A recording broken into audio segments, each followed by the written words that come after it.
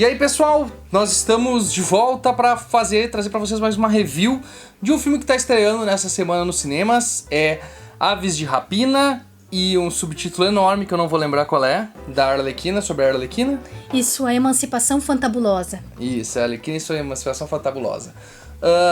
Primeiro filme da DC nesse ano, nessa década, vamos dizer assim. Primeiro filme também... Dos anos 20. Dos anos 20, exatamente.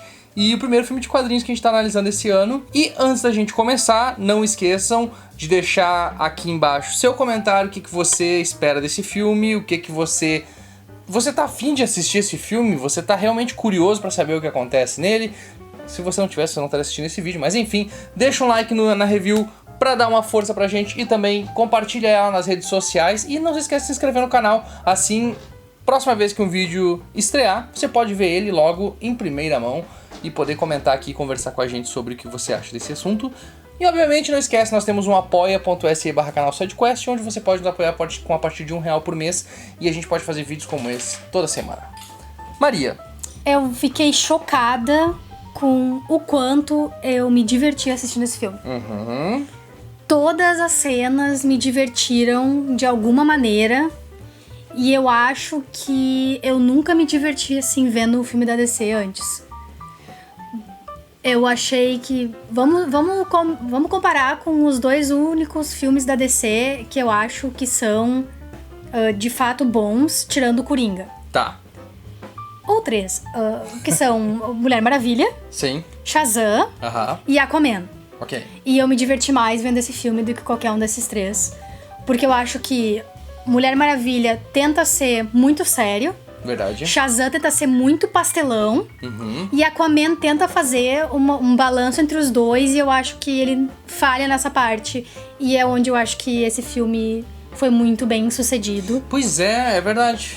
Em como ele tratou a comédia, a violência. E eu diria que um toquezinho de dramático. Não tem muito de dramático nesse filme. Não. Ele é mais comédia e violência. Uma coisa interessante, que tu destacou agora, é equilíbrio. Eu acho que esse é o ponto-chave do filme, porque em nenhum momento ele chega a ser exagerado demais, e em nenhum momento ele chega a ser avacalhado demais, que nem um Deadpool da vida. Deadpool foi o que me veio à mente também. Exatamente, em vários momentos. Durante muitos momentos. Só que o Deadpool tinha uma coisa que ele forçava demais a mesma piada. Acho. Forçava demais as piadas, sabe? Não, mas tem que fazer a piadinha, tem que fazer... E esse filme tem um certo controle, porque... E isso eu acho que também vai um pouco da Margot Robbie, que pra mim foi o grande destaque novamente dos filmes. Porque todo filme que ela faz, ela é o grande destaque. E do roteiro, né? Sim. Porque as falas dela são de uma inocência que chega a ser engraçada. Não, eu sei, mas é que eu digo assim no sentido de que quando era necessário a gente ter uma pausa dramática, ela bancava a pausa dramática.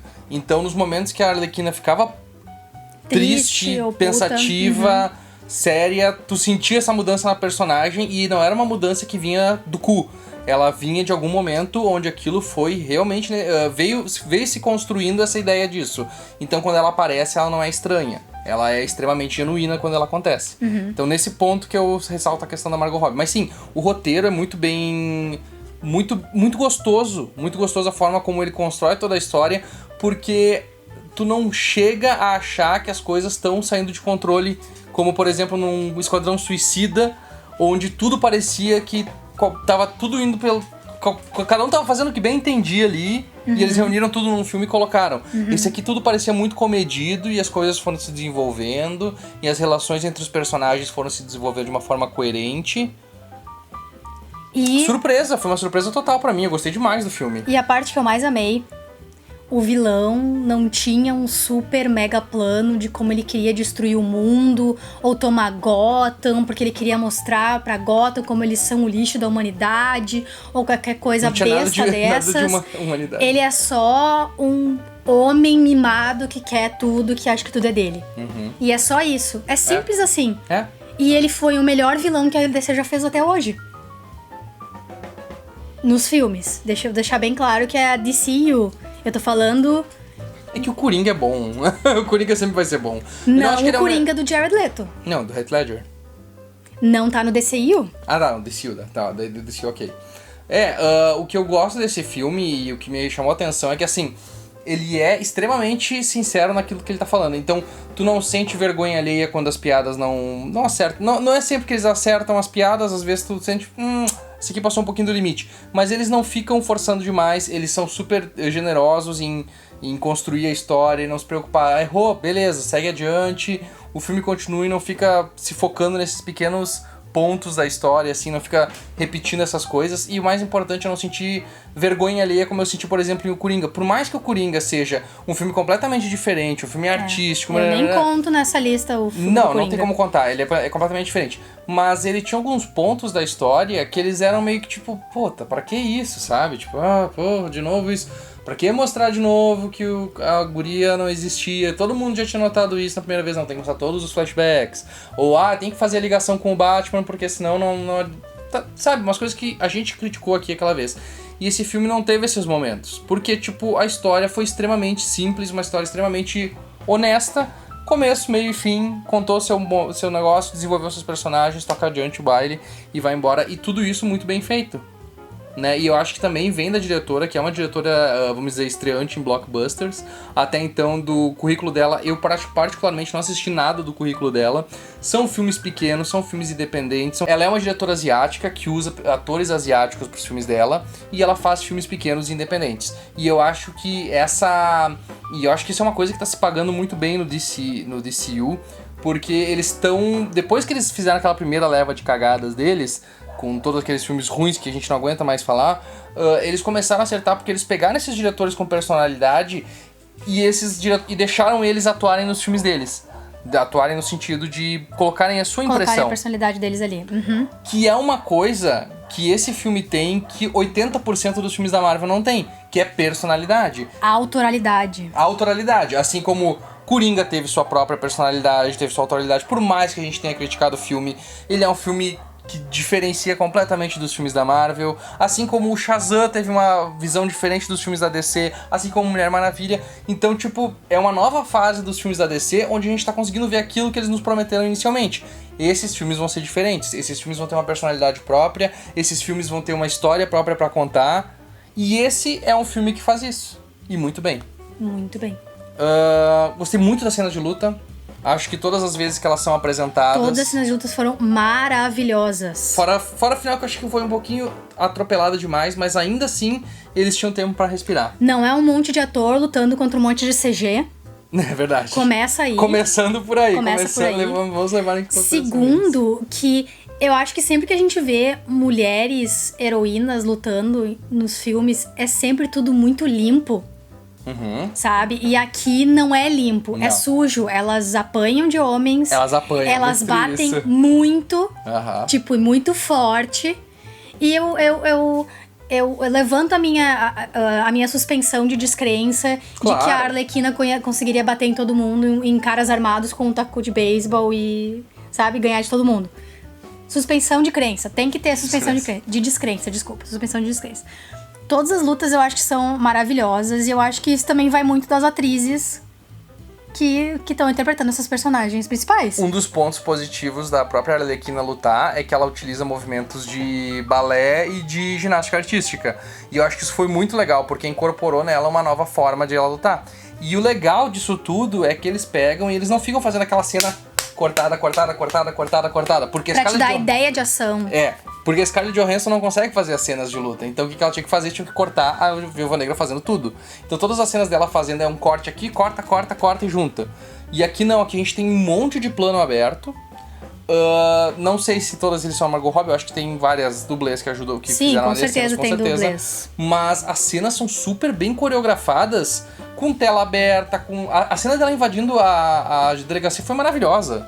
Sabe, ela com aquela arma na mão e ela não segura a arma como alguém que não sabe segurar uma arma, ela segura a arma como alguém que sabe atirar. Então, tipo, ela monta a arma, ela tira, ela tem ritmo nas cenas, tem cortes bem feitos, tem uma edição bem feita. E no final, aquela cena de luta que eles têm, onde eles utilizam, obviamente de uma forma bem curta e bem rápida, mas eles utilizam vários planos, sequências rapidinhos, corta o plano, mostra outro, faz outro plano, e elas estão muito bem coreografadas com as 3 atrizes principais. Tu vê que tem uma química enorme 4. entre elas lutando. São 4. Que eu esqueci porque a detetive ela cai no começo e depois ela demora um pouco pra voltar. Porque eu também gostei muito do uso de acessórios nas lutas. Cada vez ela usa o taco de beisebol, ela usa marreta. No final ela tá de roller, sabe? E roller patins, porque aparece um momento ela fazendo roller derby, batendo em todo mundo, e tu vê que ela é faca na bota. E todas essas outras, tu também vê que tem muitos golpes de MMA, sabe? Porque como as mulheres são menores que os homens, elas usam o peso do corpo delas pra derrubar o adversário, e elas fazem isso diversas vezes. E eu acho que uma das lutas mais engraçadas que teve foi a da Rosie Paris, que é a detetive Montoya, contra a Harley Quinn. Ali naquele fim, ela dando soco nos peitos e a Harley Quinn jogando ela da janela. Foi uma cena ótima também. Eu acho que todas as cenas de luta se destacaram.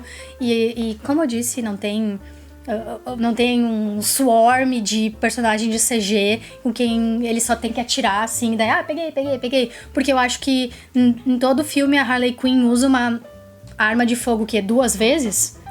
Poucas vezes. Sabe, pouquíssimas vezes. Erra. Todas elas, a arma principal de todas elas é corporal. Fora a caçadora, isso é muito interessante. Fora a caçadora, que é... Mas ela tem uma outra história. Que ela tem um crossbow.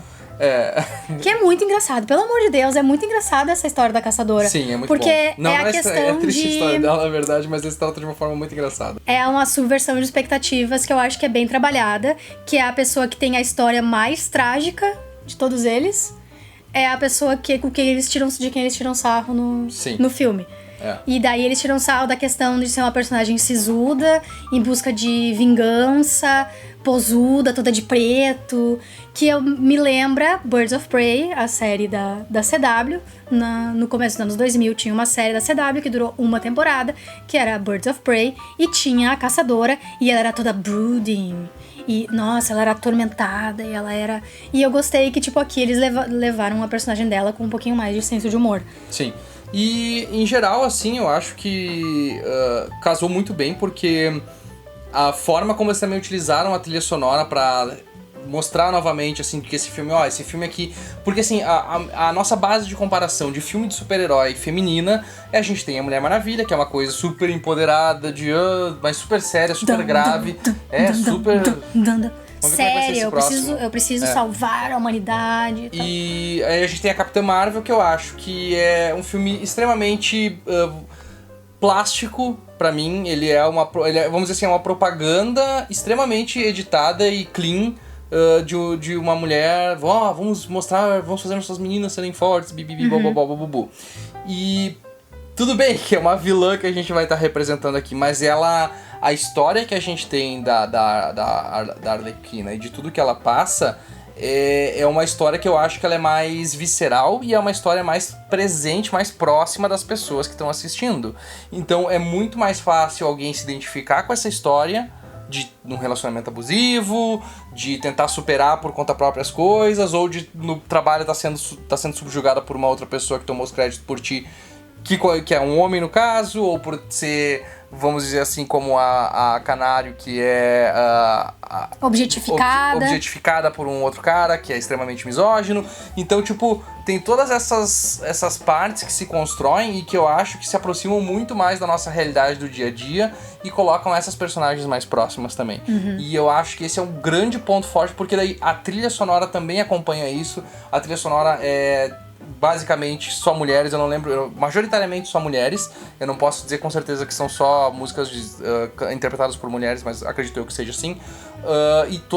E a trilha sonora muito bem utilizada. Diferente de Esquadrão Suicida, onde eles utilizam 5 músicas diferentes durante nos primeiros 5 minutos de filme, eles aqui distribuem, e todas elas muito bem colocadas, muito bem feitas, sabe, bem montado. É um filme bem montado, é um filme bem dirigido, com ótimas atrizes, com ótimos atores. O Will McGregor tá maravilhoso nesse filme também. Vamos falar do Will McGregor?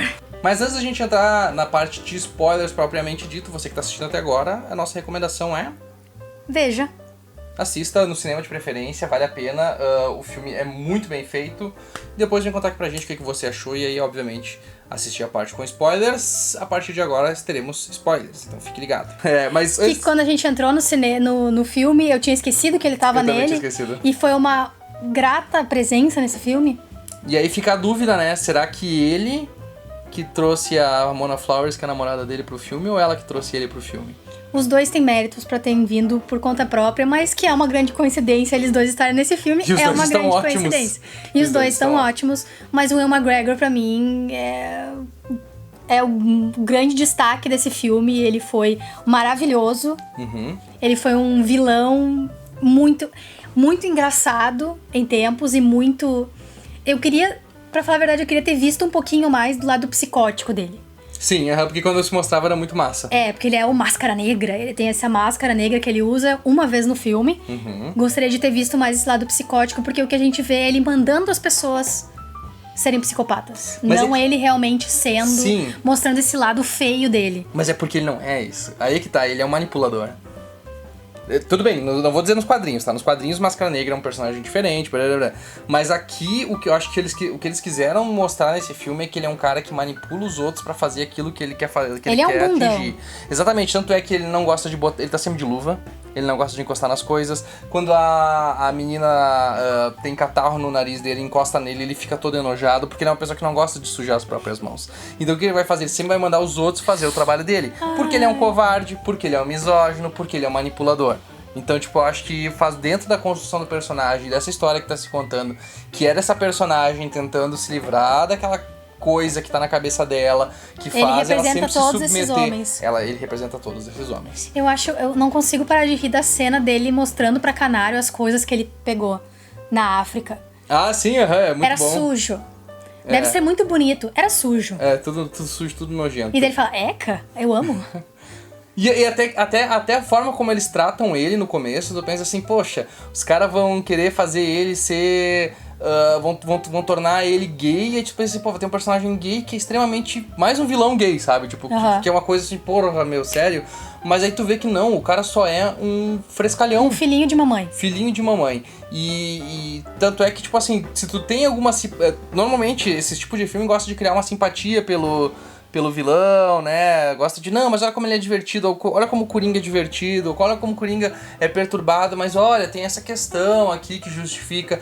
Aí, no caso, eles pegam, assim, em uma cena extremamente brutal e mostram que esse cara é um filho da puta, ele não presta, não tem nada que se salva nele, foda-se esse cara, tá ligado? Ele precisa explodir de uma maneira nem um pouco climática. Totalmente anticlimática. Exatamente, tem que ser a coisa mais covarde possível. Exatamente, foi maravilhoso. Foi maravilhoso. Aquela cena em que ele morreu, em que ele explodiu, tipo, ela só jogou e ele explodiu, não teve nenhum momento de tensão, não teve nenhuma música, não teve ele fazendo não, nada dessas coisas pastelona e chinelona. Mas teve ele fazendo não, bof! Não, tu sabe o que eu quero dizer, sim, nem eu vem. sei, não teve um dramatismo. Não, foi maravilhoso, eu ri muito. Foi muito bom, foi incrível. Foi genial. Foi o fim que ele merecia e o fim que esse filme merecia. E a Cassandra Cain também é uma personagem legal. Eu gostei bastante da guriazinha que fazia ela. Me lembrou o gurizinho de Deadpool 2.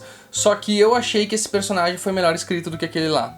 Porque aquele lá foi todo construído, toda uma história de que ele vai ser do mal, blá, blá, blá, blá. Ele era engraçado, mas essa aqui eu achei que foi mais consistente. Porque ela teve mais tempo de tela e ela acabou sendo uma personagem que desenvolveu um afeto legal com a Harley Quinn. Eu gostei muito disso, gostei de ver esse desenvolvimento legal. Todas elas tiveram...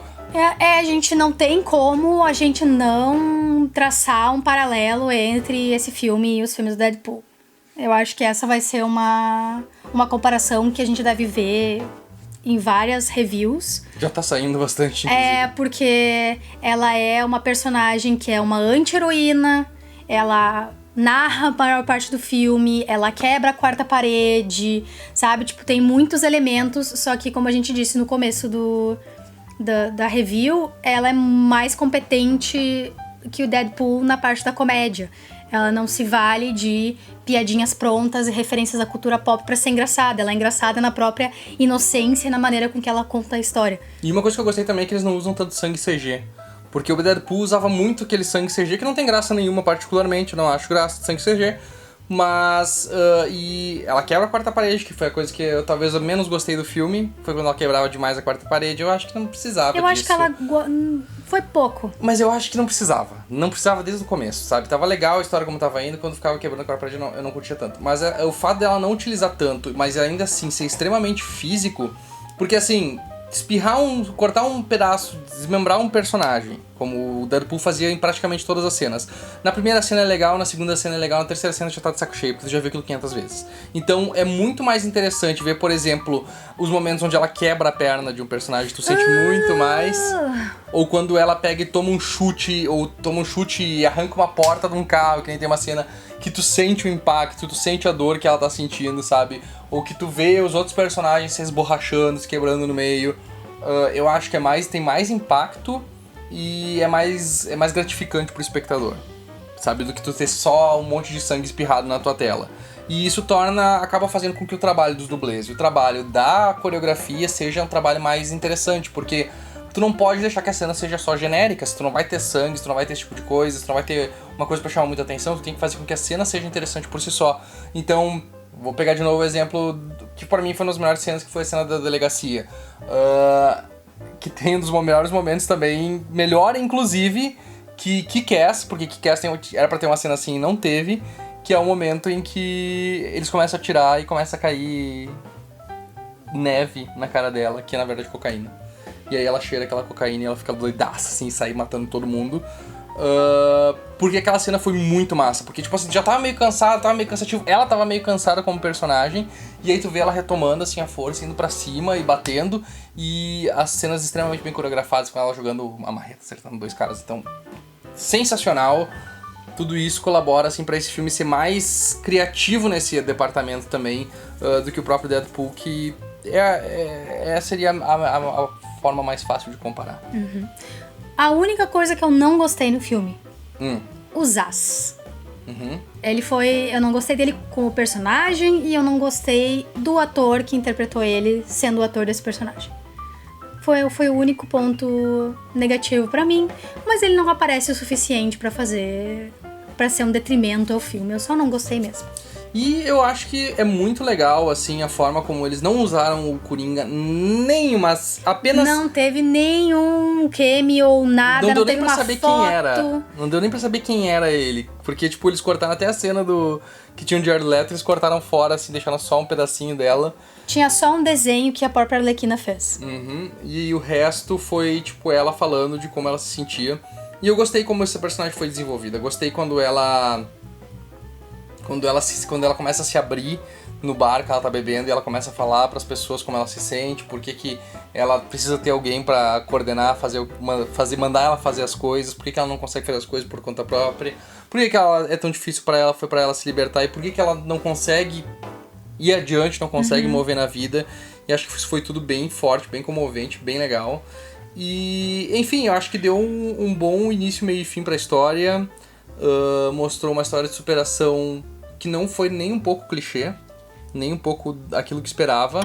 E além de tudo, assim, falou sobre... É um filme de super-heróis que trata sobre violência doméstica, que trata sobre relacionamentos tóxicos, que trata sobre misoginia, que trata sobre machismo, que trata sobre um bando de coisas. Então tá, pessoal, essa foi a nossa review de Aves de Rapina, o filme que estreia nessa quinta-feira, da Warner, da DC. O que você achou do filme? Deixa nos comentários. Não se esqueça também de deixar um like no vídeo, se inscrever no canal e nos vemos na próxima.